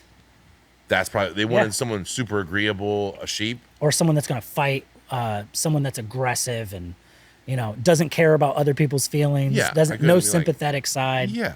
Because those people can't win in business. And Yeah. it's like, yes, they can. That's not true either. Yeah. You can be soft. I'm super soft. Yeah. Big teddy bear. But I've had a lot of people that outgrow what the standard position is, and they have not conventionally been the standard sales people. I mean, when I hire people, it's the most funny thing because I never get the same person. Yeah. Okay.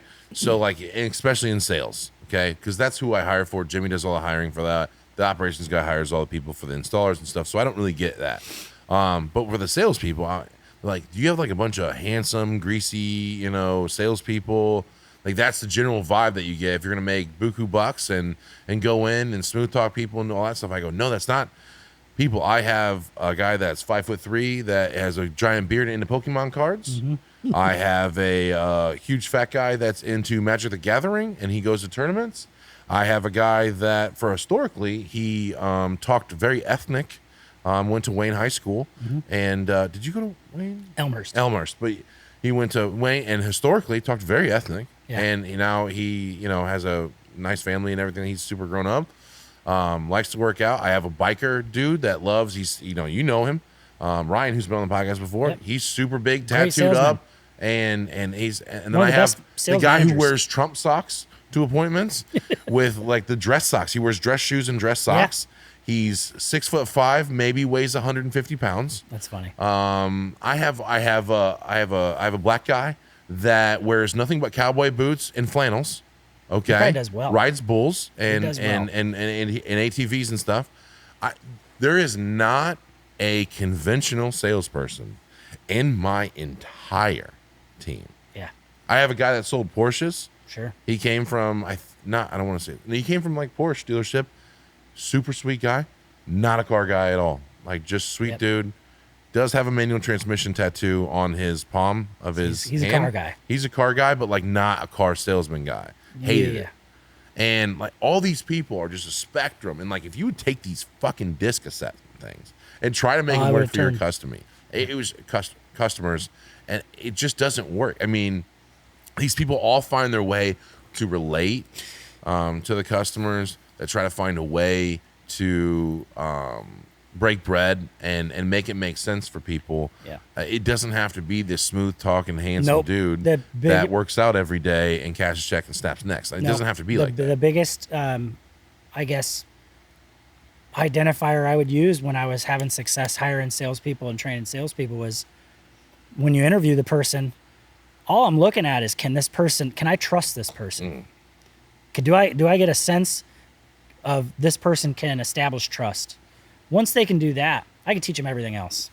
I can teach them the word tracks. I can teach them the parts and components of a roof, why you do this, why you do this, why you don't do that, why you do this, whatever. He has to be likable, and he has to be looked at as like he could be a trusted authority, because people, especially metal, people are going to spend, quite a bit of money. Yeah, I mean, upwards. I mean, my average roof is probably $22,000. Yeah, I sold one today for $58,000. So I mean, they range. The biggest deal we've had this year was $79,000. That was the biggest one. No, they had gutters. Okay, well, but still, I mean, that's still good. No siding or nothing crazy. But and every time they do like a big roof like that, because I mean, those are outliers. Love those. Those are outliers. But I get a belt. Have you ever seen like I got them in my office. You do football, I got them. fantasy football. Yeah. Like those. I've got a couple of them, and I customize them to be whatever they're into. So like the last guy I got was the Pokemon guy, and so I put like a Snorlax and a Pikachu on it. I was like master trainer, master, biggest deal, whatever I put on there. The other guy, I forget what he was into. I put like he was nicknamed like the Stork, so I put a stork on it and things like that. Make it cool. It's neat. They appreciate stuff like that. It's fun. Yeah, it is fun. That's the one thing I miss about having a bigger team with stuff like that. But yeah, you've always done really good at taking care of people and making them feel like it's a place. Like you do great things for them. Like you got a gym, you got a sauna, a cool bath, things like that. That's good. It's important. It's super. There's a lot of places out there. Like how many people? Because even the people that worked for me, and I didn't do all that. We didn't do all that. I just treated them with respect and gave them time off when they had a family, matter. And how many people have told you like, man, dude, this is the best job I've ever had. There's people that have the opportunity to go make more money other places, but won't leave here because I've created a culture that withstands the test of time. Right. That's all it comes down to. And the only thing I'm maybe good at, if you can say that I'm good at anything, is that I take care of people. Yeah. And they take care of me. And it's always a symbiosis. I can't just take care of you and you not take care of Perfect Steel. Yep. By the way, this podcast is still looking for sponsors. So if you want to sponsor Perfect Steel, it's great. If you have like a Carhartt brand, love Carhartt. This guy's repping that. We're not sponsored. If you're an alcohol company, if you're a company that sponsors, safety gear or roof, pretty much everybody but shingle people, I will take on at this point as a very low entry point, and I'll mention you every time, and I'll wear your clothes or do whatever. I'll be a brand whore. But we're looking for sponsors. I think it'd be fun to do it next year and get a bunch of different sponsors and I'm not going to do like the read ad things like, where you stop and pause and read an ad. By the way, like, hey, if you have too busy to cook your meals, you can get at, food to go boxes, here you go. And we'll ship fresh meals to your doorstep. I won't do that, but I will rep the shit out of whatever you want me to do. I'm just saying that. Do you have any questions for me? I know, like, I want you to get you home to your family and things like that. Do you have any questions for me It can be personal, it can be business, it can be whatever. I'm an open book. Travis Sliger, the floor is yours. Sure. Personal side, I would ask how do you, what's your journey been like with being a father? It has been difficult because my son was born without a beehole, so that was fun. That got all taken care of. Now he has one. Now we just monitor that stuff with diet and medicine. With me being a business owner and a father at the same time, I rarely see him through the week. Right. I might sleep in a couple hours some days if my trainer and stuff decides to cancel on me last minute. But 6 a.m. at the office every single day, working out for an hour. And then I rarely go home before about 9 o'clock at night is when I get home. And I see him get out of the bathtub. I read him a book, and then if I have anything else to do, I come back to work. It's not a conventional lifestyle that I would recommend for a lot of people, but because I'm not like Travis and smart, I have to outwork other people, and that's how I've gotten ahead. And so even if that's not still true, like I don't have to do that, I still have that mentality of like, if I can't get the spreadsheets done that the people very much need to make the other parts of the business go around, I have to stay up late and do that. And so, luckily, I have mother. My child is very good at making sure that he grows up good. And the weekends I spend with him. The weekends are his. I try not to come in here and do anything. I try to stay away. We do everything from riding around on tractors to I bought him a horse. That's awesome.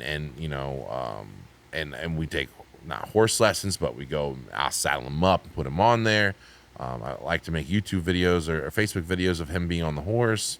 Going down, he likes to clean up the stalls and do all that kind of stuff. And I'll do whatever he wants to do on the weekends. And that's kind of how I make up for maybe not the quantity of time. Because I grew up with not the quantity of time. Sure. And if my dad would be watching this right now, he would also say that he wasn't around, They had a very good relationship, my mother and father, but my dad was gone, 36 weeks of the year. Sure. He was gone. He was out of the city limits, Sure. hustling, doing whatever he had to do to build a business and build what he was going to do.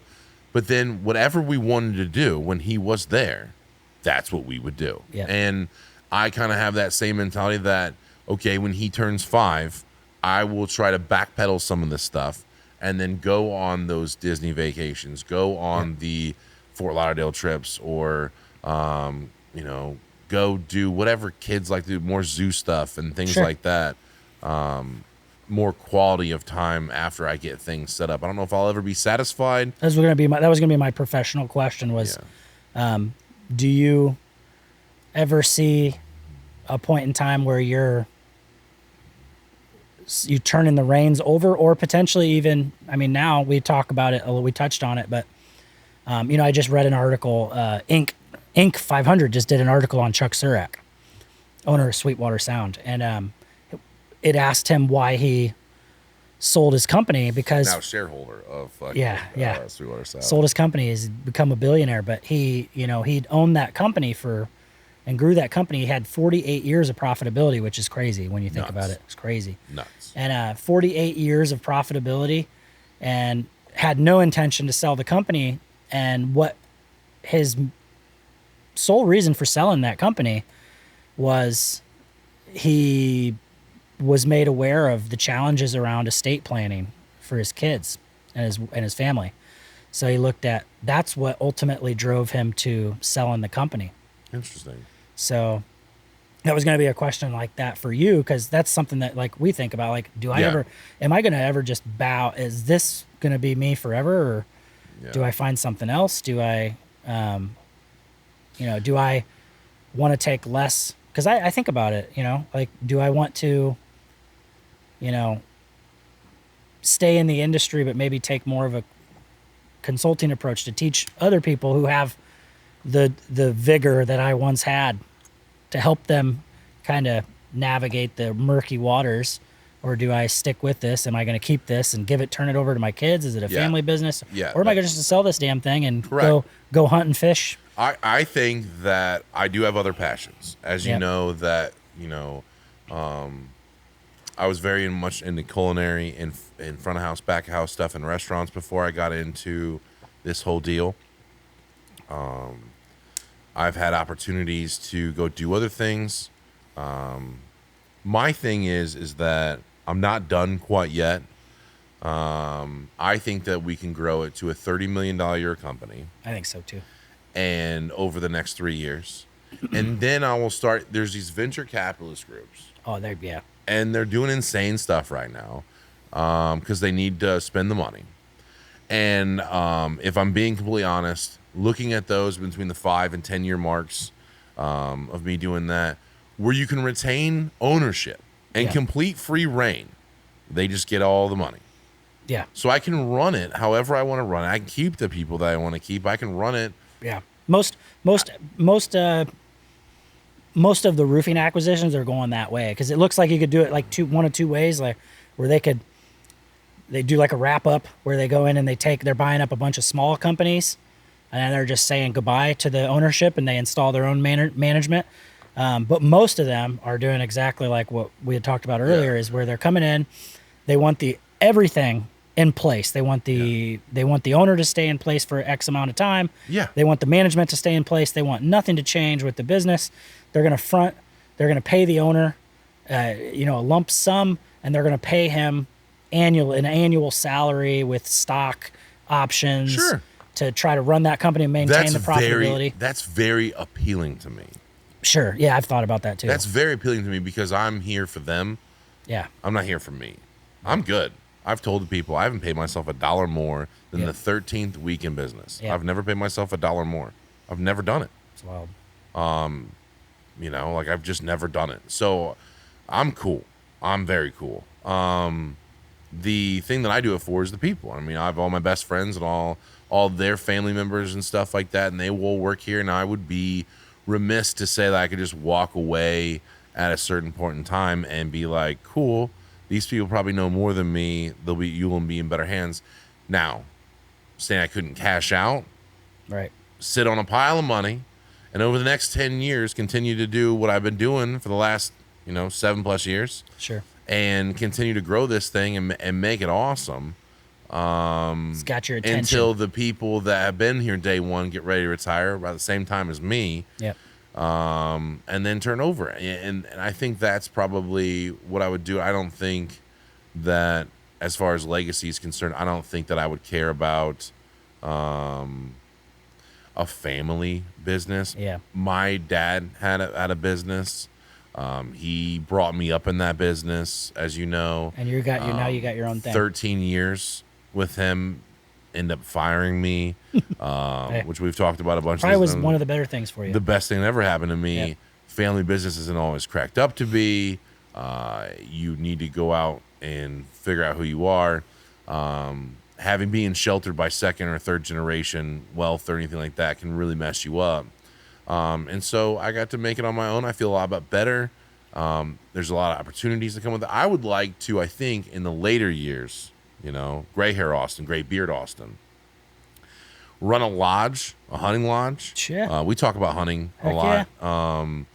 And do pheasants and quail, do trout fishing, and also my parents have some property in Georgia, and create an experience that I could pick them up in a very nice car. I could serve them fish and meat from all over the world and create these nice dishes and create this memorable experience for them. And I can take some of the people that work here and go do that with. And I think that would be like my dream. I don't know if that'll happen, but that would kind of be like where I'm working towards now, is like, would be cool to have that in the next 15 plus years. That's awesome.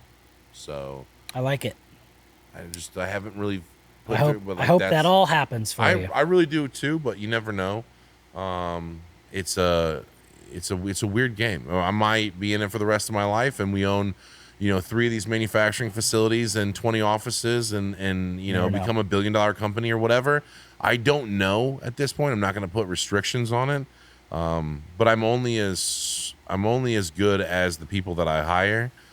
Right now, I have really good people, and it's just, I leave it up to them at the end of the day of how much they want to do, how much they want to grow, how much family time they're willing to sacrifice to make something different than what you could go get if you worked at Costco, or if you had a 10-year job at an electromagnetic factory, Sure. making circuit boards or whatever. Like, there's other jobs that pay a lot of money that are very consistent, but, or do you want to go reach and try to make something, a name for ourselves and go out there and get it? I'm not really sure. Right now, I'm doing a really good job of taking care of our customers, taking care of our people in here. Everyone's generally happy. It doesn't make a lot of money, but it makes enough money.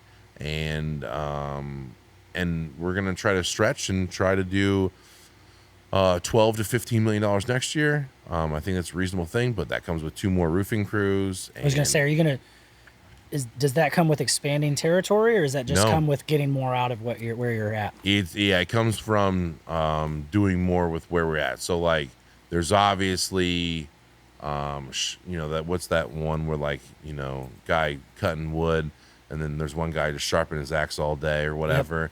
Yep. And, one of them is more efficient. There's obviously a more efficient way, and you've obviously hit on the actual data sides of the CRM programs and stuff. For me, I have way more people. The people are the inefficiency in this day and age.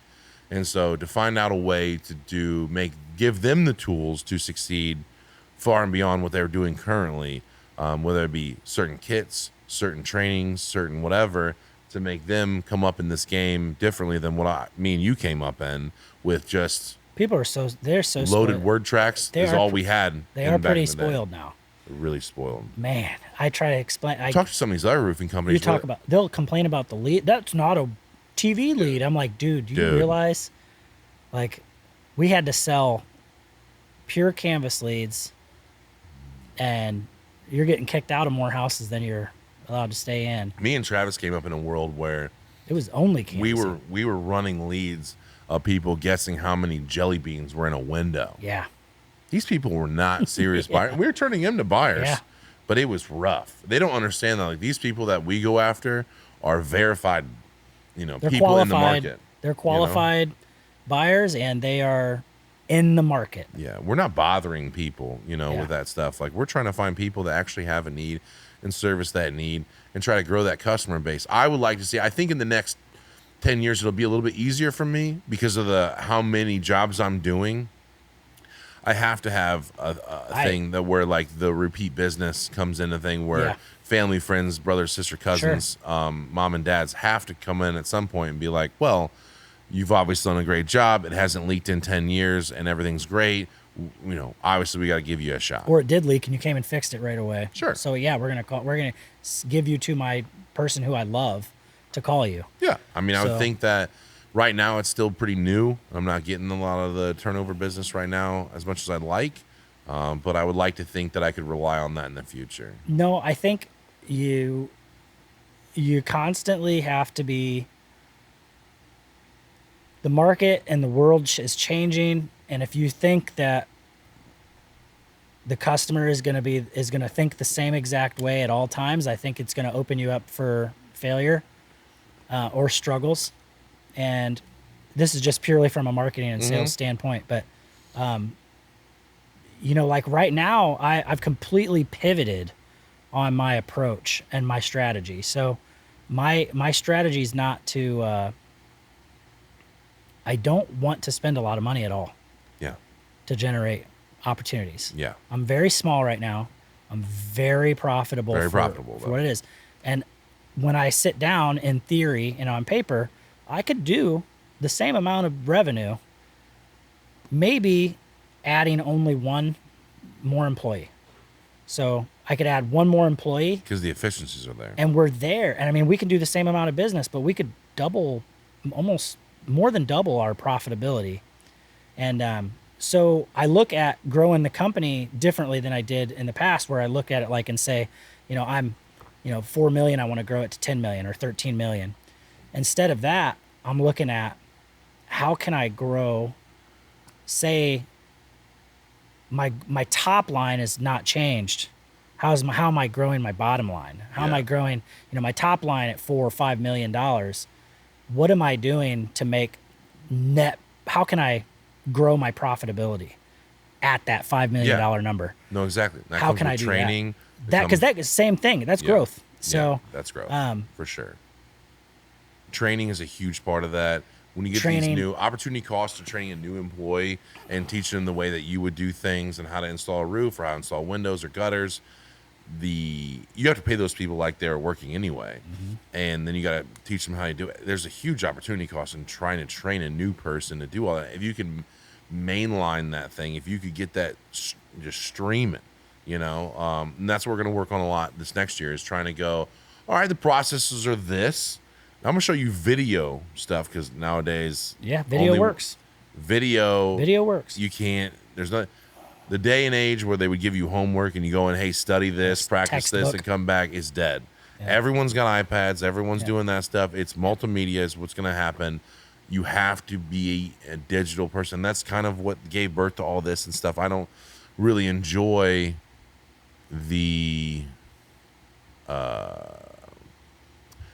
process of doing this, but the natural growth that it gets after a long time is undeniable. Sure. People are going to want to hear something in some part of this at some point. Yeah, you're going to get a handful of haters that will listen to you because they want to disagree with you.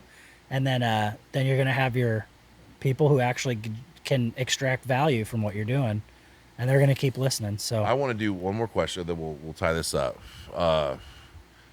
Roofing insights. Thoughts? So to me, roofing insights, I love what Dimitri does, like his role in the roofing industry. I think he's like, at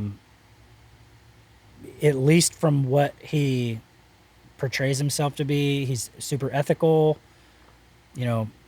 tries to do things. He seems like a morally sound guy. I think he does a good job of, I think his bread and butter is reviewing products, things like that. I think that's great for the homeowner. I do think he's wrong. I disagree with him in some cases. I do think he, sometimes it doesn't seem like he takes disagreement or criticism very well. And I don't like that in people. I like people who are humble and they understand that they're not right all the time, and that there's always, I could be wrong and I can learn. And the iron can always be sharpened. Yeah. So, as far as roofing insights, providing any type of leads or the warranties and stuff that they offer people, I tried it for a little while, and I just don't see the only benefit you'll get from it, and this is the nerd in me, is search engine optimization. Right. You're going to get SEO benefit from it because you've got another industry website tying your name or backlinking your company's website. So you're going to get some search engine optimization out of it. But you and I dominate the search. You and I dominate search in Fort Wayne. I mean, the goal is to be one of the top 3 in the area. We dominate that. And other people spend a lot more money than us on advertising. $500 a week is all. You look at the name that sues everybody every time you say their name. Yes, sir. He spends a lot more than us, and he's not in one of the top 3 spots, and we are. So he's doing something wrong. So from that perspective, I think, that can lend some benefit to it. But can you do that without spending the money for the membership? Yeah, I'm not sure. I unhitched my wagon to the online platform that he provides. It just never returned anything. I didn't put my stickers on the cars. I didn't do all that stuff. No. I didn't bring it up to customers. I think that what he's doing is good. I have hopped on several phone calls with him. Yeah. And I've taken advice from him and things, and I'm trying to pick his brain just because he's got more. Me and you are dabbling in such a small pond. Yeah, but let me tell you something. Let me tell you something. I'm super passionate about this because I did this last year. I hired some very well-known, established people in the industry that are trusted by a ton of contractors in the industry. They're out there. They're like the peacocks of the industry. Very smart people. Very smart people. They understand things. They do not know your business and your market better than you do. Okay. And you're doing a damn good job. And they can possibly come in here and cause you to lose your identity. Do not let anyone take your identity from you because it's what you believe in. It's how you built your business. You can grow your business. In my opinion, you can grow your business from where it's at now with the same exact identity. You just need to you need to do an audit of your company in every which way, not just from a money standpoint, from a time standpoint, from a productivity standpoint, from this individual or this. Like, what money is in and out of the company? What's waste? You can improve the company and grow your company with the exact same identity that you have right now. Just be careful. Someone comes in and they're going to come in and they're going to think that because they do this in this state and they're Omaha, a $50 million company, Nebraska or whatever, or they've done this and they've worked with so many different contractors that they can tell you exactly what you need to do. And I've went through it. They were wrong. Yeah. They just flat out were wrong, and it hurt the business. And if I would have stayed doing what I was doing, I would have grown the company. Because I went back and looked. I was like, how many leads was I running during this time? Okay, conservatively say that I was closing at this percentage instead of this putrid percentage. What does the business do? If we just stay what we were doing? Oh, wow, we would have done 13 million. Holy shit. Ooh. Yeah, big hit. Ooh. Yeah. So, big deal. Ooh. Yeah. Interesting. So, you keep doing what you're doing, and I think it's smart if you get a COO in here, get a different pair of eyes, and let him like really dissect all your processes. But you can grow your company as it sits. Like I said, it doesn't have to be top line growth. It could be bottom line growth, which is going to be good for you because that means now you can pay yourself more than you did when you first started. Yeah. But you got a good identity. It's what made me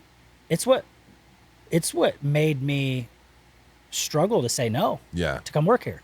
Yeah. No, I would still, hey, open offer whenever you wanna do it. Yeah. Jen, if you convince him at home, it's fine. Watch this podcast. Yeah. Skip to the very end. Don't talk to her. She'll right try now to get me to do it.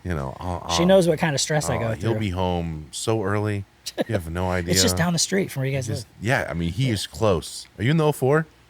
I am. He's in the 04. Same zip code. Okay, Jen, work on him. We'll try to get him. We could use him.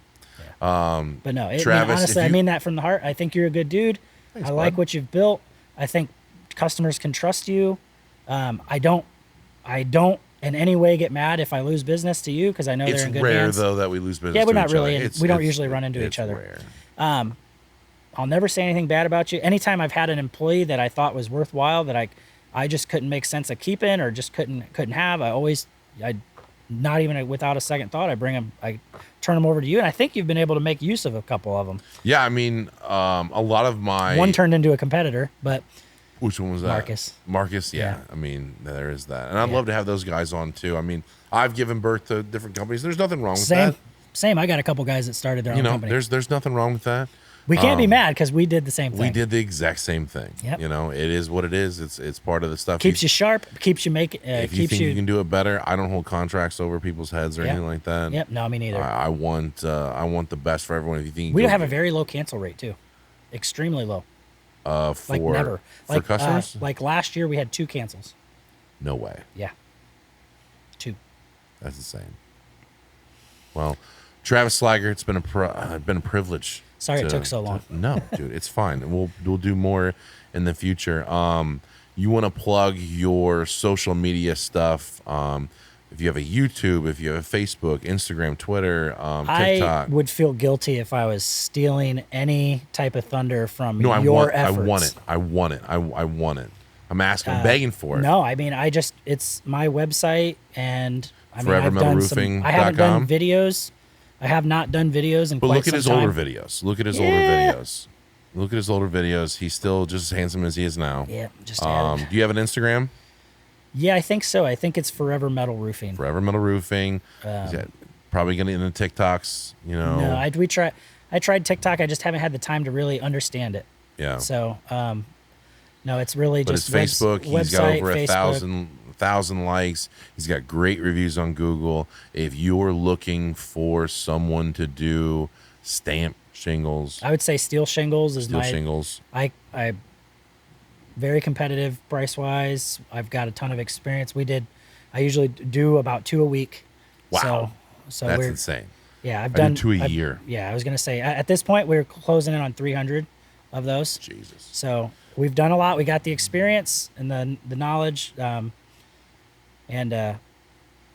I mean, He there's uses enough. There's local enough. manufacturers for all his stuff. There's enough roofs for all of us. So. There's plenty of game. If you need roof rejuvenation, if you got a roof that doesn't leak or anything like that, and you're just trying to get a couple more years out of it, hit my boy up.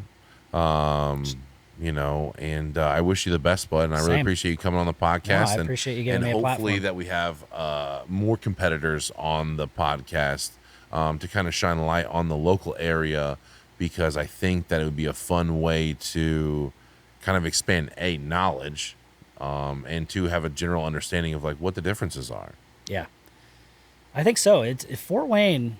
We could create another podcast alone on the market, our market versus others, because I've had a digital advertising company tell me that Fort Wayne was as competitive, not as big, but as competitive as some of the most like competitive Dallas or markets. something like Denver, that. Dallas. Yeah, he's like, I'm having as much trouble getting leads from your market than I am there.